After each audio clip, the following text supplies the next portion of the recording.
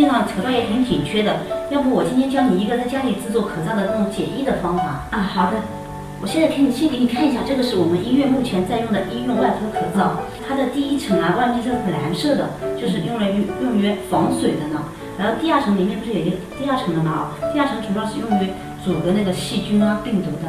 然后第三层的话就是最里面的那一层，就是用于就是亲肤啦，保护我们的皮肤的。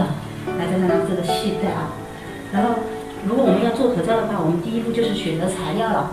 那我们在家里的话，一般都选择那种。第一层的话用那种棉布，然后第二个就是家里常用的这种无毒的那种保鲜膜给它裁剪好。第三层就是用纱布，然后接下去就是那个佩戴啊跟针线、剪刀这种东西啊。然后第二步就是缝制了。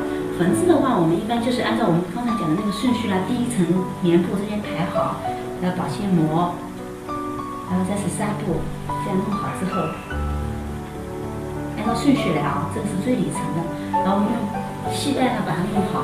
系带因为我们等一下要是可活动调整的呢，所以我们放好之后就是在缝的时候了，不要给它缝牢了，让它可以活动。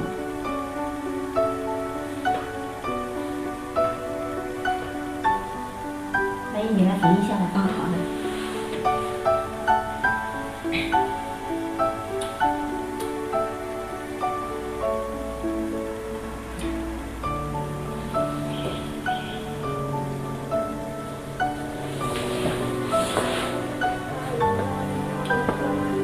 阿姨，现在做好了，我给你试一下，好的，调整一下啊。开盖。